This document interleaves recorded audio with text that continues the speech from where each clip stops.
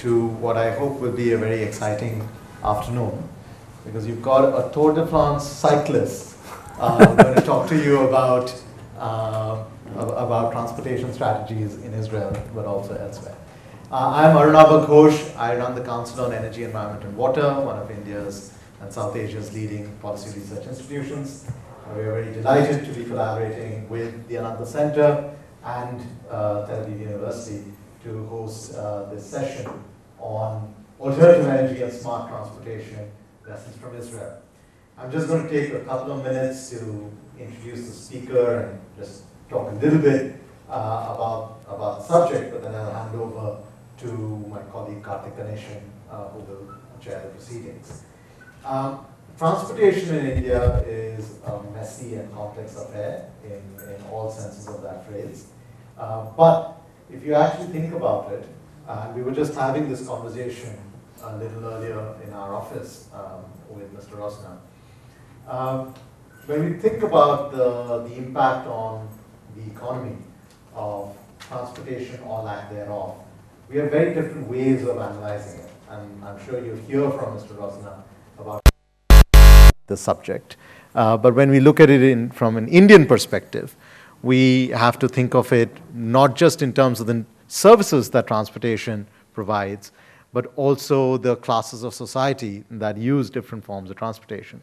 So if you take something like congestion, of course it has a macroeconomic impact on the country as a whole, but then congestion perhaps has a different sort of a meaning for, say, people like us who are more privileged versus those for whom mobility rather than congestion is a bigger issue in terms of getting from home to work or from work to home. There's a third dimension to this, which is what kind of future transportation networks should we be investing in? And I'm sure my colleague Karthik will talk a lot about that in his remarks. But just to give you a flavor, for instance, we do have the world's second largest rail network, and yet, as many of you know, the share of freight being carried by rail has been declining, and which increases the road use within cities and between. But at the same time, the transportation network in India offers a range of new opportunities, whether it's in kind of new pilots being done for compressed natural gas as long-haul freight transportation fuel, or, for instance, alternative energy using the transportation networks. For instance, at CEW, we had done work for the Ministry of Railways to calculate that there's a potential of at least 1.5 gigawatts of solar power from non-traction use in the Indian Railways. And given that the Indian Railways is the largest kind of bulk consumer of Indian electricity, it is a significant shift that can be achieved. We also have new policies, or at least new remarks coming out about the intention of the government to significantly ramp up electric mobility. We also have new provisions being put in place, or older provisions being pushed more aggressively on blending biofuels with traditional hydrocarbons. So there are multiple different dimensions in which transportation is being rethought, whether it's the modes, whether it is congestion, whether it is alternative energy, whether it is blending of fuels, or the design of cities as a whole. What we don't have is a kind of national mission on transportation. And given that we have a national mission on a number of things, maybe we do need a national mission on transportation, at least a national dialogue on it. So much for my initial remarks. Let me just quickly introduce the two people on the stage here. I'll start with my colleague Karthik. Karthik Ganeshan is Research Fellow at the Council on Energy, Environment and Water, where he spent more than 4.5 years, primarily leading a lot of our energy modeling work. Most recently, he's developed or led the team that developed an economy-wide optimization model for energy across all sectors, which is part of a book that Karthik and I and colleagues from Shell and Terry have co-authored very recently. But another big piece of work that Karthik has done, and which is relevant to the subject we are discussing today, is worked with me on the strategic emerging disruptive technologies and industries that will be critical for India's manufacturing growth, along with the critical minerals that will underlie that growth. So a lot of the investment in new types of technology, including in transportation, will be driven by the kinds of analysis that Karthik has been leading.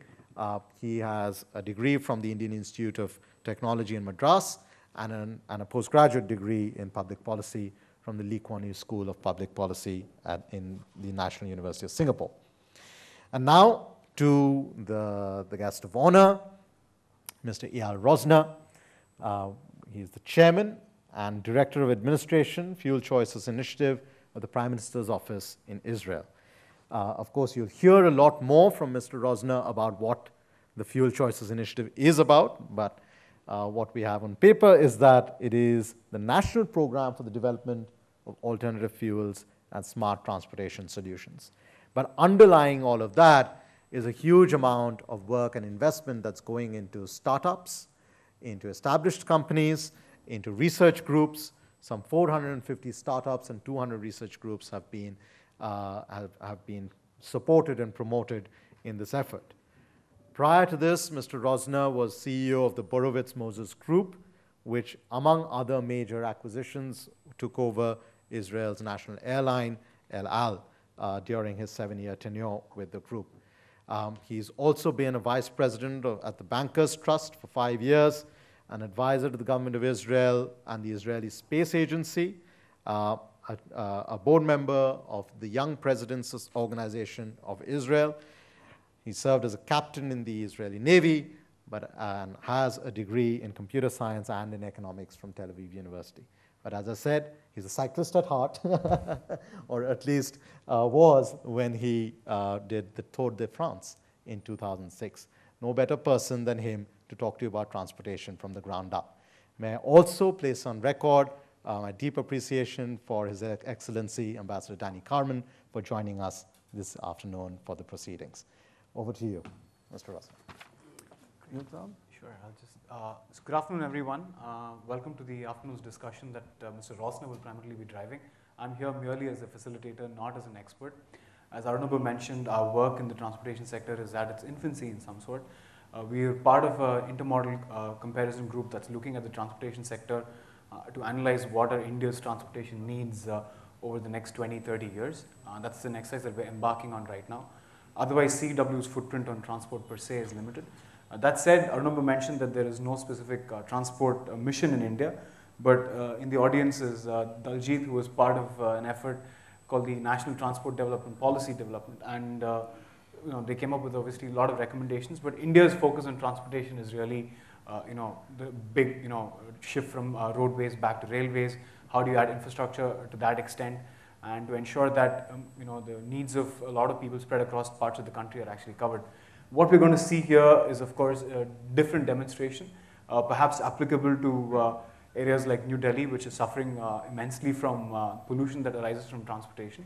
Hopefully, there'll be some takeaways for us from the afternoon. You will occasionally find me glancing into my phone. Don't worry, I'm not checking my messages.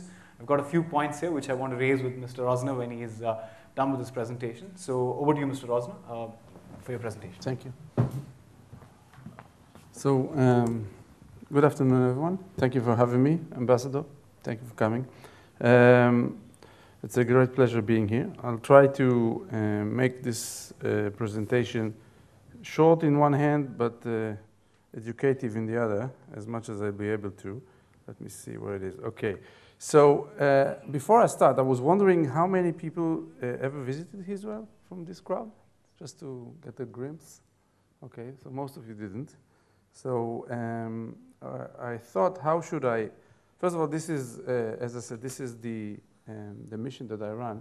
But I just thought maybe I'll give you a little bit about Israel, tiny country in the Middle East.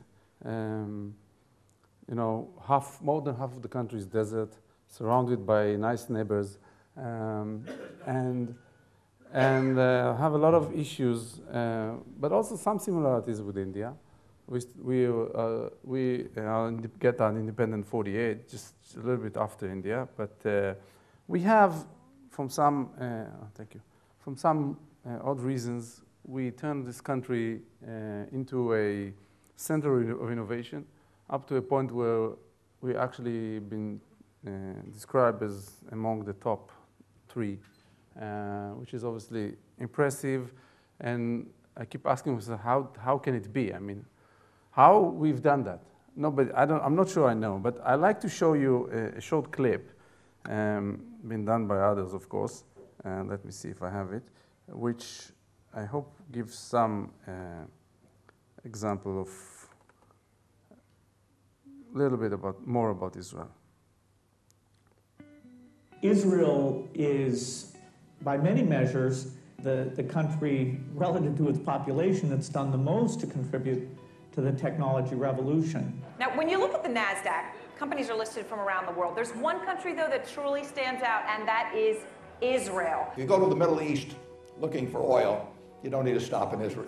But if you go looking for brains, for energy, for integrity, it's the only stop you need to make in the Middle East. For over 60 years, Israel has been at war, the target of terrorist attacks, and boycotted by many of her neighbors. Yet somehow, during this same time, she has built a nation, transformed an arid wasteland into an agricultural miracle, and evolved into one of the most technologically innovative countries in the world. How did a nation of 7 million manage this transformation? Meir Brand runs Google's Israel operation. The foundation of Israel itself could be seen as an entrepreneurial project. The pioneers who came to build Israel from scratch, they are real entrepreneurs. They took a huge risk. They came to a place that doesn't have much natural resources, that there are a lot of threats from the outside, but they still had a great vision in building a successful country, which means that from the foundation of this country, people were already experienced in risk-taking. As president of one of Israel's premier science research institutions, Daniel Zajman thinks part of the explanation is deeply embedded in Jewish culture. We are allowed to ask questions. We are allowed to discuss it. This is very unique, in fact, to the Jewish religion. A willingness to challenge conventional wisdom distinguishes Israel's approach to science. For many scientists, what is on the paper and has been published must be the truth. For an Israeli scientist, what has been published is something what might still question and maybe push further. Israel has this intense penchant for constantly questioning and debating and challenging, which is essential for any innovation-based economy. Dan Senor is co-author of Startup Nation, Israel's Economic Miracle. Some of the factors that have been key to Israel's economic success: the role of the military. Almost every single Israeli goes through a leadership experience at a very young age. They're taught at age 18, 19, 20 years old what it means to lead, what it means to improvise, what it means to be entrepreneurial, albeit out in the battlefield. Civilian R&D spending. Israel spends the highest percentage of its economy compared to any country in the world on R&D. Israel has cutting-edge policies on immigration and assimilation. There are over 70 nationalities represented in Israel. The rapid integration of these immigrants through an aggressive Hebrew language immersion program has ensured they participate in Israel's innovation. If you look at the Soviet wave of immigration, 750,000, tens of thousands of those had these remarkable degrees in mathematics and science. It was just this huge influx of technological talent. This talent has fueled more startups than anywhere outside the Silicon Valley, bringing the world's leading corporations to Israel for their top R&D talent. And this economic engine has in turn strengthened the young nation. If you describe Zionism as having a prosperous, strong Jewish state in Israel, obviously the high-tech sector goes hand in hand with that. But Israel isn't just innovating for its own ends. A lot of the innovation that comes out from Israel changes the lives of people all over the world. I think that the time where we could export oranges is basically gone, because if you really look at what we can do here and what we can export, then it's basically knowledge. Whether it's in irrigation and saving water, smart use of energy, space investigation, nanotechnology, green technology. The world has a lot to learn from Israel, especially at a time when there is so much yearning for an innovation-based economic strategy. For me, Zionism is not only about the prosperity of Jewish people in Israel, but also Jewish people bringing more prosperity to the world. Okay. Let's move on. So let's talk a little bit about what I do. I was asked to join the government about 4 years ago. When the government came up with this decision, which basically said, we know that oil is a major problem, not just for Israel, but for most of the countries around the world. And we know that we need to get off oil. And we also know that most of the problem lies in the transportation sector, where oil is a monopoly and most of the oil goes for transportation. So we want to build a team that will turn Israel into a catalyst for the world to get rid of oil. And this is where this program was launched about end of 2011. I joined the government about 2012. And basically the program gives our administration the ability to oversee 10 ministries within the government. The idea is to leverage capabilities that exist in the government. So whenever we invest in high tech, we use channels that the government already did before, only in our specific domain. Whatever we do pilots on energy, we do at the Ministry of Energy and so forth. So whenever we do science, we have Ministry of Science, stuff like that. Of course, we also have to work together between all these offices, which is by itself not an easy task in any government, let alone Jewish together. Let's argue a lot. But we were able to come up with a plan, which I'd like to show you a little bit on that. But before, I want to talk about the domain that we cover. A lot of people think that what we cover is about the energy, but the truth is that what we cover combines the energy, the vehicles, and the people. Because there's a lot to do with how people behave, relates to how we can, change our behavior, also change the way we consume or don't consume fuel. And this is also very important. And this is all three domains that we cover within our spectrum.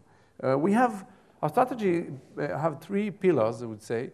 One of them is the local market, where we have a very aggressive target to replace 60% of fuel in Israel in about 10 years. And I will try to kind of say a little bit about it. And then our second and third one is more into developing new technology, which will help not only Israel, but work together with the entire world to, I would say, expedite the process of moving away from oil. So talking about the Israeli program, what we have done, and I think the numbers are pretty much similar to any country in the world. We looked at the number of vehicles and the amount of consumptions. And what we saw is, it's actually a very interesting point, is the fact that whenever you look at I would say the professional drivers, it's actually about 5% of the vehicle. And it's very little bit from country to country, but given the countries I've checked was pretty much the same. But these, all of these, 5% vehicles actually consume over 30% of fuel, which means that if you can come up with good solution, these are businesses eventually. If you will come up with economic solution and with the right incentives, they will move to the off oil or to the other solution that you provide them. And this is, I would say, the key to our assumption and to the way we work. And another thing that we understood very quickly is the fact that different sub-segments need different solutions. What's relevant for private car, not necessarily relevant for truck. And what's relevant for a plane, not necessarily relevant for a train. So we want to address each one of these sub-sectors with the right solution. And when I say right, I say that you have to be economically viable. Because in the long run, government won't be able to subsidize solution forever.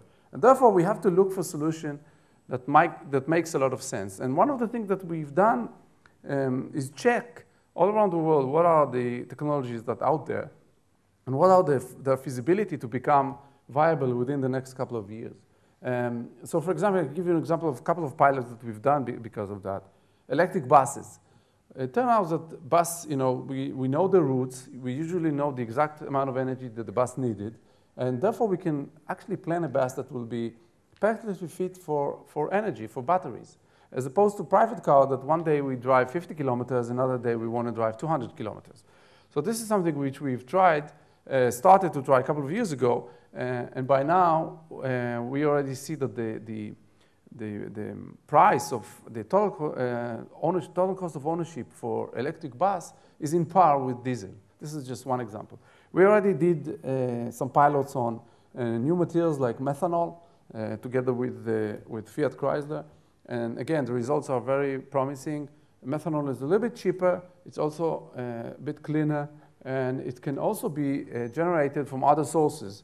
Some of them are bio. So garbage, for example, could be generated methanol in the long run. So this is the way we address the local market. And of course, there was a lot of incentives that we have to build. We've done it in two major ways. One of them is the tax regime. Israel has a very high taxation both on vehicles and on gasoline. What we have done is we build a progressive tax regime which basically favors cleaner vehicles and cleaner fuels, which we hope will incentivize people to move to that direction. And of course, there will be trials and error along the way. It must be the case. Going back to our strategy, we understood that we need to look at transportation in general in a much broader way. And for that, we need to build something which is a bit different from what we have done before. So we try to think in kind of a non-linear way, if you like, because we never had transportation industry in Israel before. And that's obviously a problem. So we kind of defined what will be the principles to move to that direction. Of course, you need to be very focused on what you do, and we try to focus on that, of course. We also try to leverage capabilities that exist in Israel. And I think I will talk about a little bit later on that, but the point is that there's a lot of capabilities that can be transformed or migrate from one area to another. And you can actually leverage a lot of capabilities that exist, and I'm sure it's true in any country. And we also want to have Israel as a small place. We won't be able to solve everybody's problem, but we can try to solve things by thinking different. And by different, I'm talking about interdisciplinarity, meaning let's bring people from different areas to think about major problem and combine them together, and hopefully it will make sense. Just a little bit about how Israel innovation goes along the way. Again, most of it came out of necessity. We needed water, we needed food. That's why we started with agriculture and water. Along the life, we also need a lot of defense. And then only in the last couple of years, we see more clusters in areas which are a bit different. And energy and mobility is one of them. And there's also a good example that I want to give you, which is the water industry. Israel, as I said, is a desert, most of it. And innovation in Israel in that respect took place even 3,000 years ago. This is the story of Moses. But in the recent years, we had a major crisis in water back in '94. And what the government has done, pretty much like what we were asked to do, is they put up a plan that within 15 years, Israel is now the largest country per capita on desalination project. About 40% of our water actually came from seawater. We're very efficient in the way we reuse water. And of course, we have all this drip irrigation system and everything. The outcome of it was that we are now exporting a lot of technologies all around the world, and India is famous. There's a couple of companies here that actually purchase companies in Israel in that end. So what we try to do in our domain is build a funnel, if you like, which starts with a very basic research. Everything that you can dream of, you can imagine, anything from energy storage, advanced biofuels, synthetic fuels, big data analytics for transportation model, et cetera, et cetera. And we try to filter these ideas and these IP along the life cycle of a product, if you may, all the way to the point where there's a product in the market. And in this process, we also build a community of entrepreneurs, which started very slim, but grew very quickly. And now we have more than 450 companies and about 2,500 entrepreneurs in this ecosystem. And of course, we do a lot of pilots. Eventually, people need to see the technology works. We also try to think about transportation in a much broader way. There are great examples that I give from time to time that actually happened in Singapore.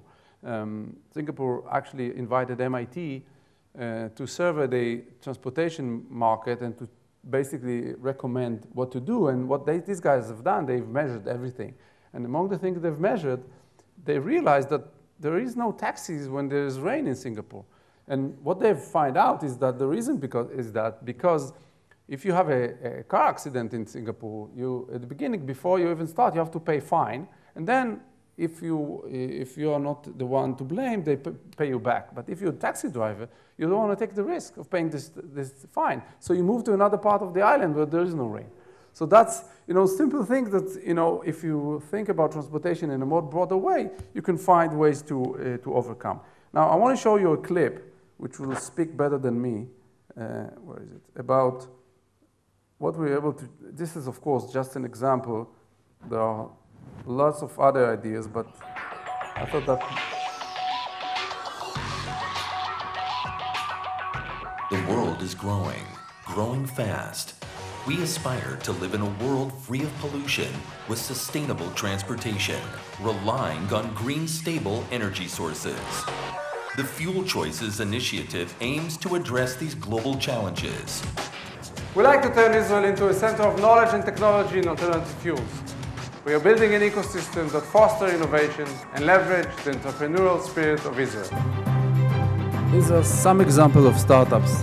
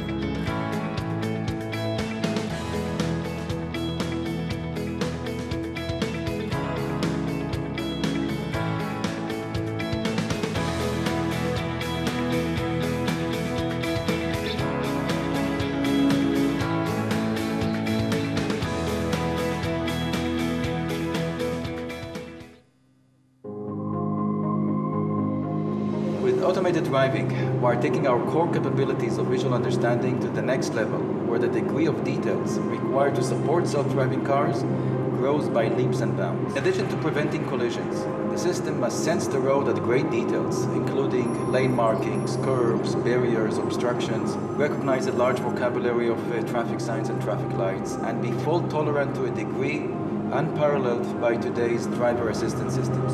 We have introduced visual understanding functions for active safety that no one before us managed to do. We have full confidence that we can take the next step and be part of a real revolution in the way we drive. Hands-free driving is going to transform the way we drive. Phinergy has succeeded in turning theory into reality. In just a few moments, 3 Phinergy team members will demonstrate the technology by driving an electric car powered by Phinergy's aluminum air battery. This battery creates energy by combining aluminum, ambient air, and water. Metal air batteries feature an air electrode that breathes oxygen directly from ambient air, making them significantly lighter. Our battery systems can provide superior performance to currently existing technologies over a wide span of applications. Phinergy's technology enables fully electric vehicles to travel without range limitation, refilling water every few hundred kilometers.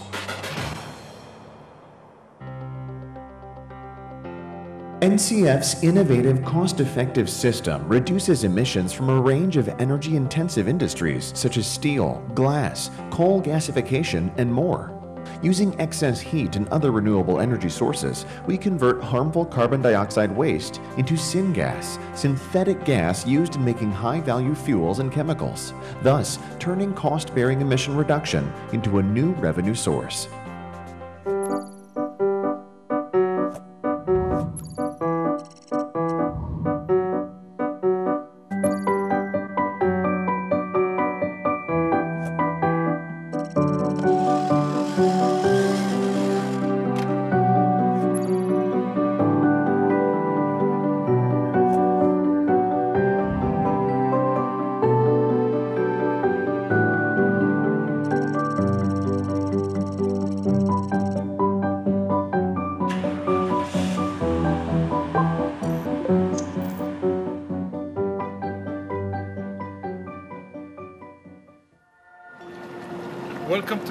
Systems R&D facility.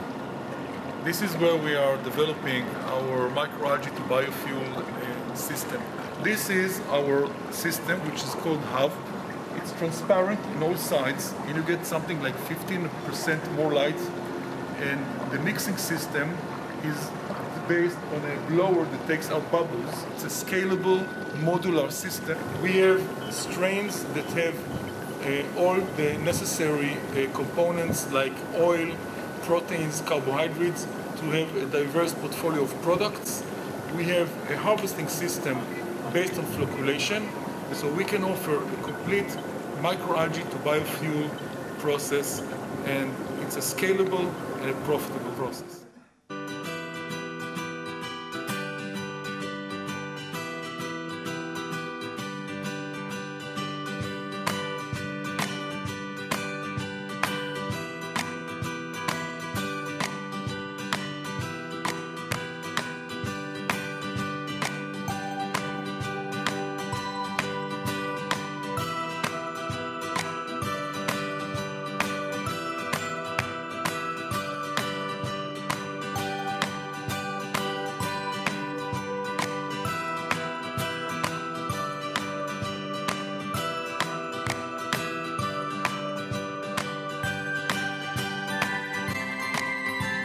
Anagog, the unique parking application that will save you a lot of time and energy.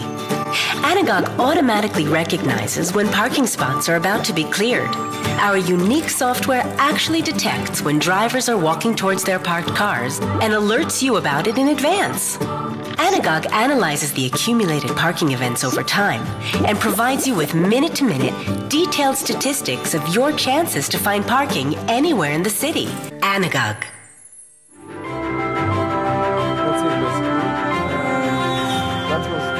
Just a glimpse of the amount of startups that we have. I think I'll stop here. There are probably a lot of questions and a lot of remarks, and we'll take it from here. Thank you for a while. I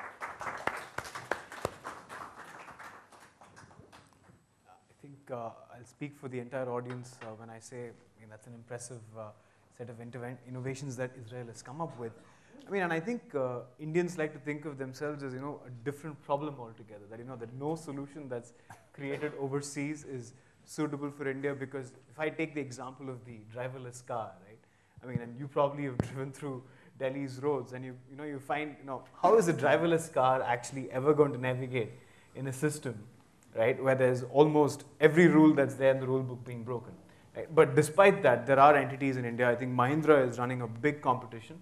You're probably aware of Mahindra, which is one of the largest manufacturers of cars in India. They're running a big competition among colleges to test out basically an autonomous vehicle, right? They're trying it with their electric car right now, and the universities have been given a certain set of criteria. So innovation is happening in India, but the problem really is that what's happening is that research that is happening in the university level, right, fundamental research, is not making its way through to commercialization. So a lot of the projects that you showed here some of them seem to be in advanced stages, where they're probably ready for rollout. So as part of Israel's Yozma program, right? Yeah. So for those uninitiated in the audience, in the 1990s, the Israeli state sort of took it on its own to further the cause of startups, with a lot of funding, right? And to ensure that they don't face the difficulties that startups face even today in India and many other countries. So how do you think a program like Yozma has actually helped bridge the gap between what you do in a lab, right, and then finally scale it out? Especially in today's scenario where almost every third person is aware of, okay, what I can do with a startup. There are so many ideas there. So how do you filter through all those different ideas and then identify the one that you think has actually got potential and then take it all the way to its completion? So what do you think Israeli state has done well, or for that matter, even the private sector? Right? Well, it's difficult to say that we at the government see everything. We see a lot. Sure. But eventually, if you're an entrepreneur, you will decide whether or not you want to approach the government to get funding or not. Maybe you have some other resources. What was, I think the key points was the fact that the people who runs this program understood that they need to aim for not too high rate of success. That means that you don't fund only the things that are going to make it. You are fund, because you are a government, you can allow yourself to fund things that will fail. So the rate that they are aiming for is between 35 to 40%. If they're too high, it means that they fund lesser. They've done the wrong job, because you want to fund, even if one company will fail, the technology might evolve in another company. So it's not going to die. So you as a government need to take the higher risk. Higher risk obviously is universities, but one stage after, which no VC will take, is the risk that this company have with the early stage of the development. And this is something which you have to remember. You have government, as a government, can take risks that private sector cannot. And this is the step, only 3 out of 10, only 4 out of 10 will succeed. And that's okay. But you have to remember that technology will evolve afterward, maybe in another company.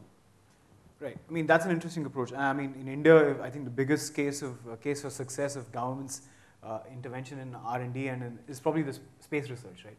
In that way, they've basically taken one big bet, I guess. There aren't too many other sectors where we find the government's intervention in promoting a particular field having succeeded as much as space technology.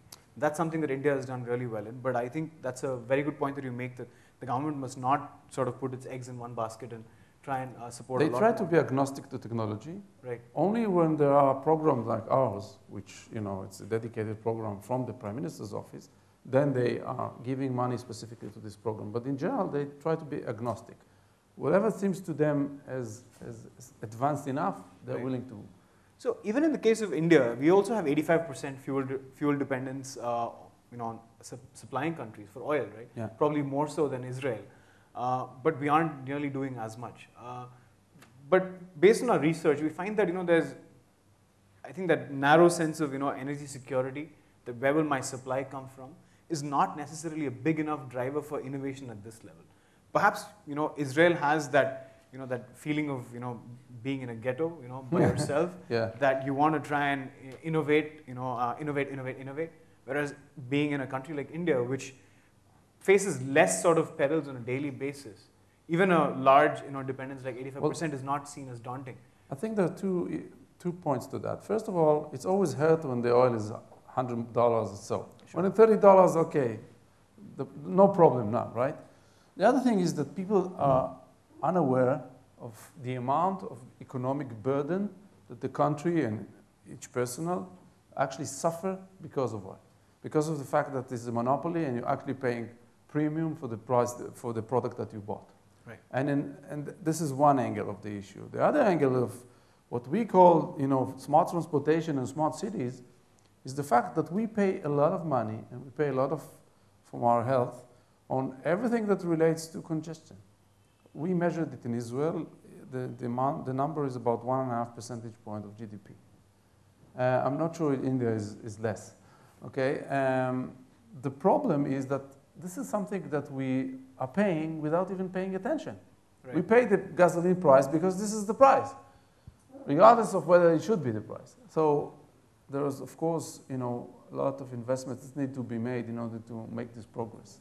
Sure. But if we will succeed, and I'm sure we will, not just Israel, but the entire world is going to that direction, I think there's a good chances that you'll see oil prices remain low, because suddenly there will be options, there will be alternatives. Right. So in the example that you brought up there, I was curious about one of the technologies, which is the, I think the water to sort of fuel converter, right? Based on the aluminum air battery. The aluminum air one, right? Yeah. So it seemed to suggest that aluminum is the only thing that's required, but everybody knows that there's obviously a complex material inside there. No, there isn't. No, that's the whole trick. Okay. Of course, there's a little bit of add-ons to the aluminum, but that's the point here. What aluminum air was a technology that was investigated for, I don't know, maybe 50, 60 years. Okay. But it always was tricky how to keep it stable. These guys, using material science, were able to keep it stable. Okay.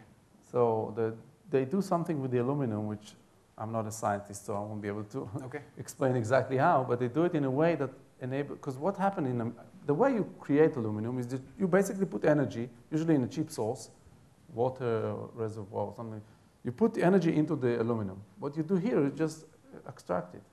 Okay, I don't quite understand how the technology works, but the reason I brought that up is that a lot of these technologies that are being touted, whether it's lithium-ion batteries, whether it's fuel cells, right, typically involve materials which are, again, not very widely distributed, right? So today, if the dependency is on oil, tomorrow the dependency is on these minerals and access to these minerals that, whether it's Israel or whether it's India, may not have access to. So if you want to manufacture all of that in your country, or if you want to import it from overseas, it's back to the same problems again. So to what extent, is the reliance on different technologies which rely on new materials going to take you away from that, that sense of, okay, supply risk?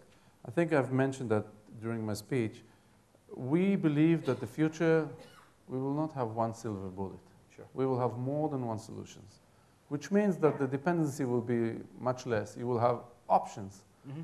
You will decide whether or not you're using natural gas bus or electric bus. You will decide whether or not you're using your vehicle on natural gas, on gasoline, on batteries, on biofuels. So once you have options, of course, competition always helps. In addition, I read quite a few research about the fact that this is some kind of intermediate phase. When you talk about the future of fuel cells, for example, they all talk about the problem with this expensive material. Mm-hmm. But they're all now developing the next stage, which is without this expensive material. So I think it's going to be progressive. It's not going to happen overnight. Right. But the progress towards such a world is going to make us, first of all, it's going to make our lives much better in terms of pollution and everything else. But it also will create what we hope will create some choices. Right. Perfect. So maybe take a few questions from the audience now, and then I can come back to a few closing comments. I see there's 1, 2, 3. Okay, maybe the lady first there. She had her hand up first. Can I ask for the comments to be very precise, comments or questions, and your affiliation as well, if you can. Yeah, hi, my name is Vandana, and I'm from Bloomberg New Energy Finance. I have 2 questions. The first one was that with the decline in oil prices, was the objective of your program changed at all? Were different alternatives discussed since Israel also discovered gas subsequently? And I just want to know how that discussion went. The second thing I wanted to ask you is on automated driving. The fact that Google and Tesla and a whole bunch of companies out there probably having deeper pockets are doing something that perhaps startups are doing in your country. How do you see that evolving? Maybe at some point of time, collaboration between the 2 companies, or do you think I don't know. I would like to hear your thoughts on that. Thank you very much. Let's collect a few questions. Sure. Gentleman here, please. You will remind me the questions later. Of course. I'm Arvinda Brara, Chairman and Managing Director of Mantech Consultants. My question is that these technologies which you have mentioned in your presentation are very interesting. What is the level of commercialization as of now? What is the price compared to what it's likely to replace? And whether they would be available to India to import or to collaborate. So I'll appreciate your response. Thank you. And I think I had a third question, and we'll answer one round. So maybe the gentleman there, the blue there, in the back here. Yeah, hi. So you mentioned earlier that from 94 or so, your government started actively funding entrepreneurs, right? So I just want to ask, at what stage of this entrepreneurial pyramid did it start funding? Because in India, there are a lot of issues with funding at the basic research stage, at the grant level at the university, right? So at what level did your government decide to intervene? And yeah, that's okay. Perfect. So I think the ladies' question first, perhaps? Okay. First of all, to your first question, nothing has changed. We still have the same goals. Maybe it's going to be difficult to achieve it, but we still have the same goals. We still didn't solve the major problem of dependency. And we still pay too much on the fuels that sometimes cost $5 at the barrels. So nothing has changed in that respect. And what was the second question? Sorry? On the automated driving with the Teslas and the Googles. Well, first of all, generally speaking, we believe in collaboration. That's what we do. That's one of the reasons I'm here in India, to find partners that will work together with our technology companies. We saw it in previous areas where Israeli technology become important parts, not necessarily reach, the clients know that, maybe it's in the back end of it, but it's true for autonomous driving, it's true for anything else. The idea is to work together with the ones that, you know, the multinational that needs this technology to make themselves, you know, more competitive in the world. Not necessarily to build of course, there are some companies, Mobileye, the one you saw here, is a $10 billion company now. So it's a big company. But, you know, we have diversity of companies and diversity of technology, and anything can happen on that. Can I just add on that? I think Israeli innovators is one of the top in the world when it comes to radars, and I think that's like a really big part of automated driving. So perhaps the likes of Google and Tesla. We're not going to make cars. We never did. Right. Well, we did once. That wasn't really successful.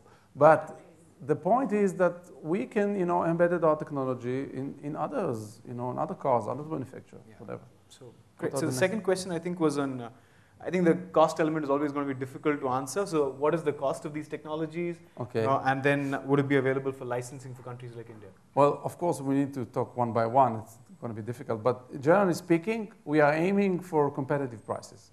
So otherwise, there's no point developing technology that won't be competitive. Most of these technologies, they're in a stage of piloting, whether it's together with an OEM, whether it's just outside in the streets. So we are in a phase in most of this technology, and some technologies already start working in the market. Whether or not they will come to India, it depends on the people in India. Of course, on the entrepreneurs as well. But what I try to do, again, is to build a bridge so we will be able to bring Israeli technology to cooperate with Indian companies.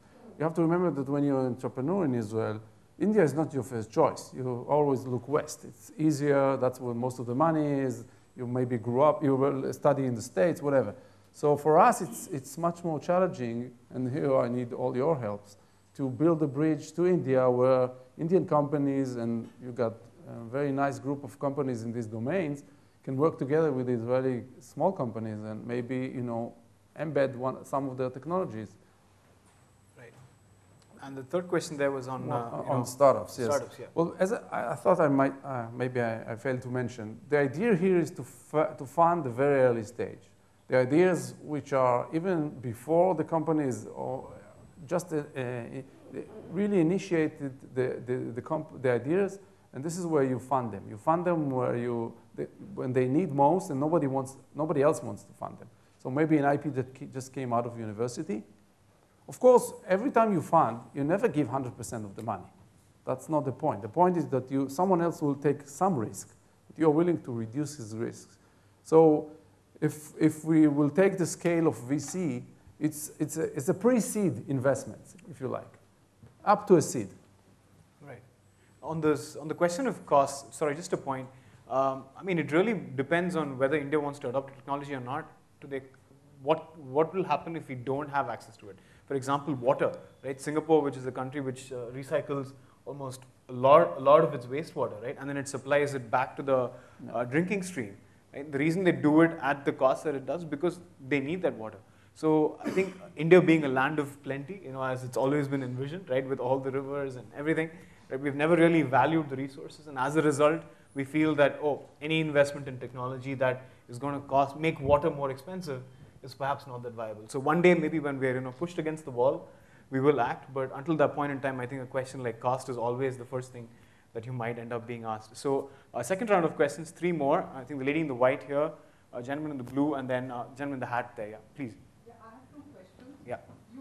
Your presentation mentioned drip and low pressure irrigation for agriculture. What are the other things that Israel uses to save water in agriculture? And my second question is on solar energy. Have you developed anything in the area of solar energy? None of these fields are within my domain, but I can, answer a little bit. Okay. The second gentleman was you sir, please, yeah. My name is V.K. Sharma. You mentioned about desalination of water. This process being adopted as a matter of need, but has the technology improved over the years? And please give us some idea of the current level of cost of desalinated water, and if it is distributed to the public, at what rate do they pay? Okay. And I think you had the third question here, right? I am Professor Anil Srivastava. I'd like to request you about, I want to know about the road safety in Israel. In India, there are 3 lakhs accidents every year out of 1.5 lakh die. In Delhi itself, since January till date, 729 people died. So how do you think is practical about your driverless car in India? And what are the road safety norms you suggest? Sure. Maybe we can take one more question since all of them are very short. I'll go with that gentleman, Daljit. Yeah, please. Thank you very much, sir. My question is that how far the institutes and the entrepreneurs and the government, because in China these 3, parameters are very important, and they work in tandem to get to a success. So in the case of Israel, so what is the joining forces between these 3, which are paramount for all MSMEs to grow? Perfect. Okay, so we have 4 questions. The first one on drip irrigation and solar. Drip irrigation. What was the question on drip irrigation? Basically, what other do? technologies? Yeah. Well, we reuse water. So sewage water, we just clean them. We reuse about 85% of our water back to agriculture. Of course, desalination, 15 cents per liter, roughly. It's coming down all the time. What else we do on water? Again, this is not my domain, so just solar. Maybe do you have something on solar? Well, there's a lot of technologies around solar, but I'm not expert on that, so I'll try to avoid that. We didn't want to subsidize too much solar, like happens in Europe, but nowadays you see a couple of large projects that are happening, and there's a lot of new technologies around that. Okay. Solar is not my domain because I focus only on transportation, so I won't be able to answer you, unfortunately. I'm sorry. Oh, the second question was desalination. I think you answered it, but anything further to add on the desalination bit? It's only that the technology, first of all, size matters, which helps a lot. Of course, the cost of energy also relevance to the cost of the water. So what is the energy that's used in desalination that it's natural gas. Natural gas, okay. Yes. And we reached the point of about 15 cents a liter. Okay, so things like, for example, solar desalination not being considered? No, at the moment we don't have enough solar because we need a lot of energy. We are, as I said, 40% of our water has been used desalination. There was a third question on road safety in Israel. Well, that's something I'm sorry, but I have no idea. I think it relates to the point that I was making where, I know how many people get killed every year in Israel, but that's about it. Look, safety, part of it, by the way, we do tackle with systems like Mobileye. You have anti-collusion system, which saves a lot of lives. Right. And I think the important question there on collaboration between academia, industry, and well, first of all, Israel is a very small place. Maybe 1/3 of the size of New Delhi. So we know one another very intimately. And we do collaborate. Of course, there's always the issue of ego, right? Whenever you have 2 people, you have ego, right? So, but in general speaking, there's a good collaboration between academia and government, and especially when we fund them, so they have to listen to us. Right. Great. Daljit, you had a question there in the next round, and then second round later, the gentleman there in the white, sir, and then. My question is not just about technology. I wanted to ask you about how this technology gets applied. One of the things we see in India is that there's a silo-like approach to transportation. That is, I think we must be the only country that has separate ministries for rail, surface transport, shipping, etc.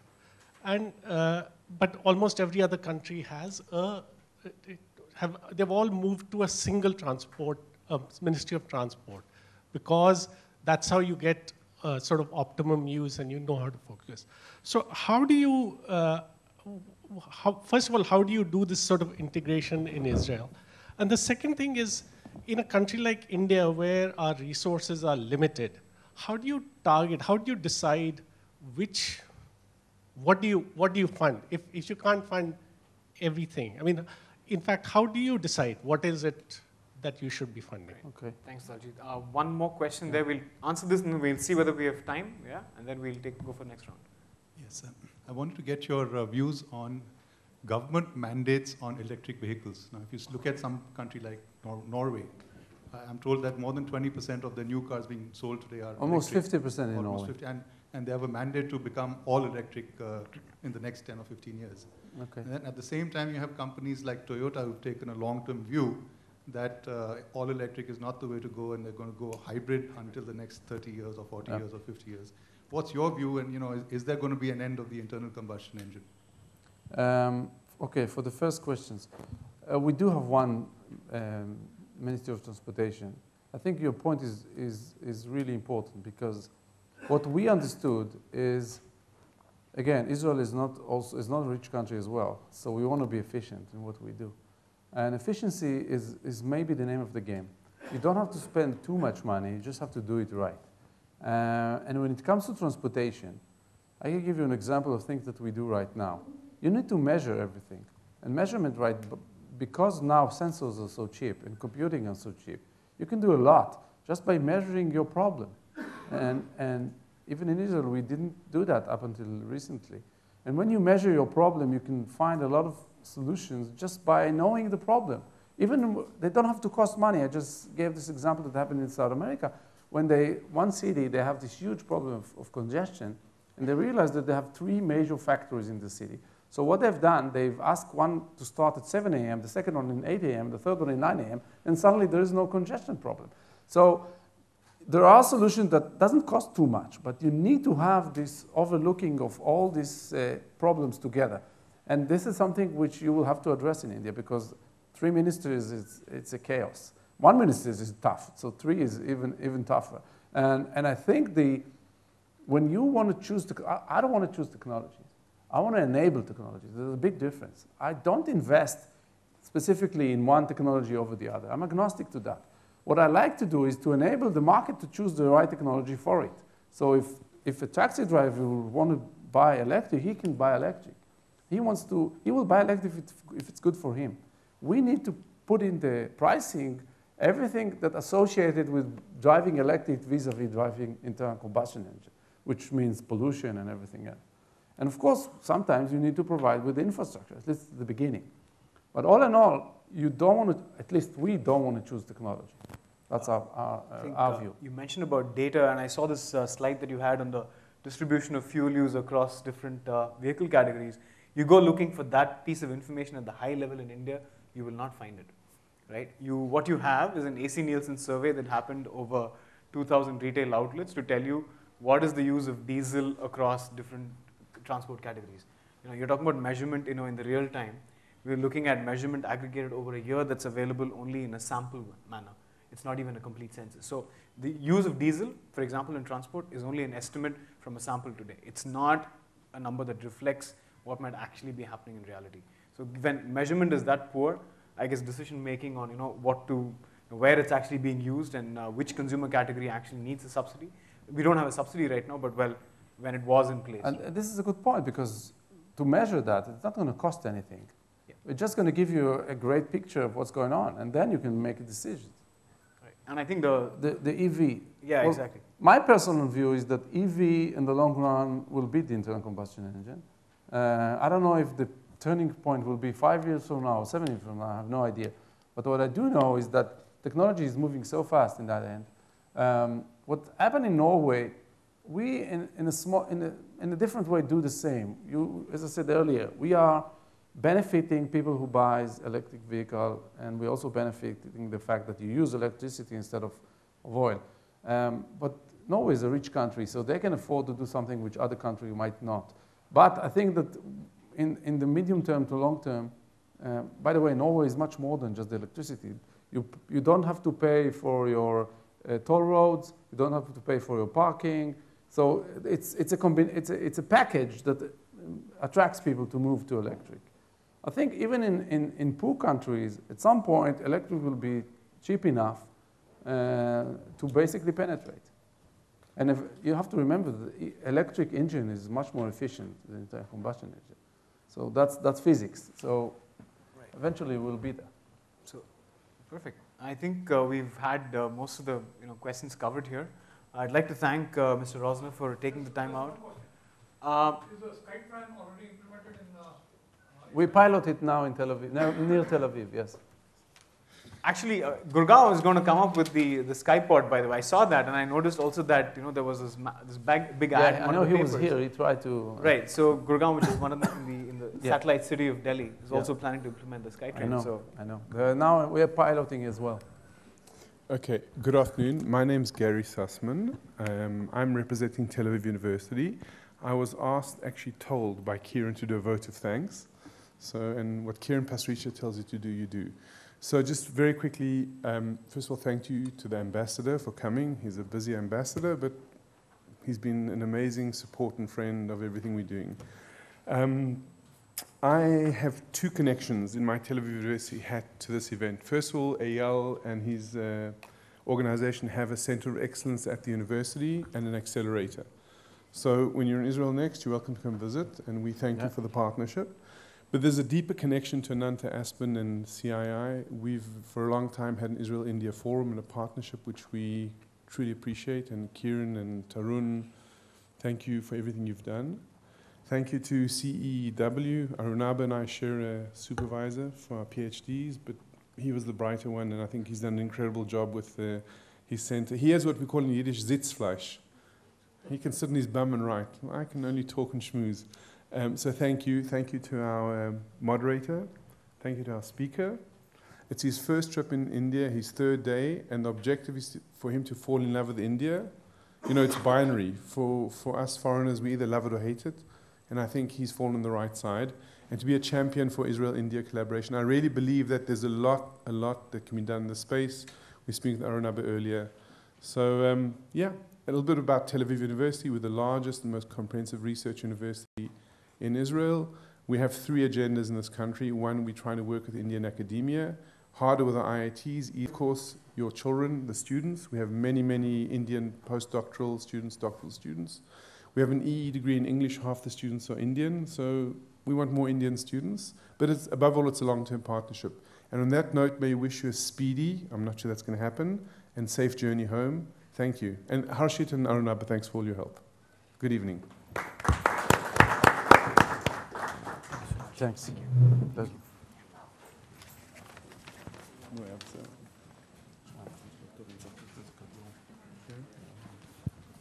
Thank you. I was supposed to call you up, but you came up on your own. All right. Yeah.